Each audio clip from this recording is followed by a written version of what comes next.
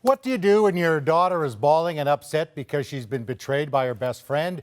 Your teen starts to withdraw and won't talk. A loved one gets seriously ill or passes away.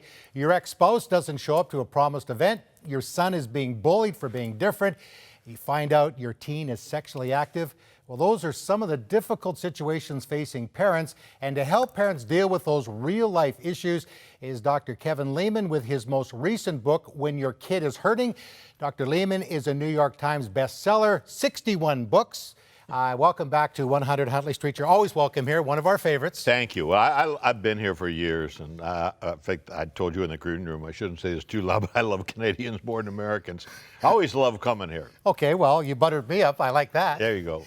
Now, you've written a lot of humorous kinds of books. Yeah. This is not as humorous because you're dealing with some difficult issues, and let's face it, things have changed a lot since you were a child and when I was a child. Yeah, they have. Yeah, it's not a funny book. In fact, of all the books I've done, and there are a plethora of them out there, this was probably the toughest book to do, to even get your arms around it.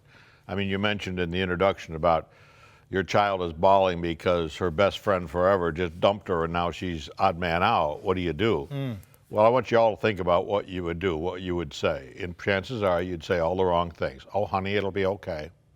Or minimize it.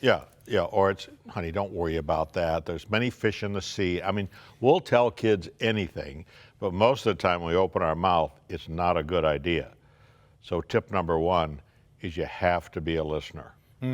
Now, I'm famous for telling people, if you want a relationship to grow, don't ask questions.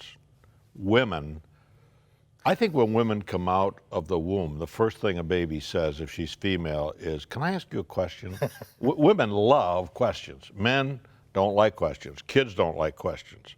So rather than say, and probe, say, honey, I'd like to hear your opinion about that. It opens up avenues that otherwise would not be open to you. Do parents then feel pressure that they have to have the right answer, they have to fix the situation? So I know for me that's especially us men. Yeah, that's me. Yeah. Fix the situation, but I've learned over time sometimes just saying nothing is actually a good way to go too.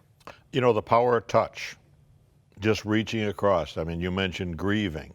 When somebody's grieving, I remember at my dad's funeral, one of my best friends in life never said a word to me, but he touched me, and I knew exactly what that meant. He didn't have to say another word. And so you have to understand that kids are up against a lot of things today. Bullying, we all know about that kind of thing. Anybody that's different, you're going to get pounded on. And kids have fears of rejection. There's not many kids going out the door to school today who aren't thinking about, boy, I hope I'm not the guy that gets picked on today. Now, you talk in the book about, having the pressure in the home. That has to be a place when the child comes home, they need to know what to expect. Yeah. You've got that going on, and then you talked about bullying, what's going on outside the home. But let's talk about inside the home first. What are some of the things that we as parents need to be concerned about? Well, one of the questions I ask parents all the time is this: are you rearing your kid in a home or hotel? Most of us rear our kids in hotels. What does that mean? It means you give them room service, food service, and very little is expected of them. If you want the kids to be a part of the family, and that means sharing in the good and the bad, they have to give back to the family, keeping in mind that no one member of the family is better than somebody else. And parents tend to think, they're God incarnate, and they're obviously not. And so as you invite kids in and have a relationship with them and watch the critical eye, I always say we should on our kids too much. You should do this, you should do that. Aren't you glad that Almighty God, who knows the number of hairs in our head, isn't always shooting on us? He just says, come. Yes. I want you to love me. And so people ought to see that this is consistent with every Leman book I've ever written, quite frankly. But it's not an easy topic to address. So the kid who has been dumped by her girlfriend, for example, if I'm that mom, I'm having a conversation like this with my daughter. Honey, that's got to be really rough. Listen, I don't know if you even want to hear this or not, and if you don't, just tune me out, but here's an idea. I've been on this earth 30 years longer than you have. I know you don't even want to go to school tomorrow. Let me just give you one idea. Go in the lunchroom, look for a kid in the cafeteria that's by herself. Sit down across from her and introduce yourself to her.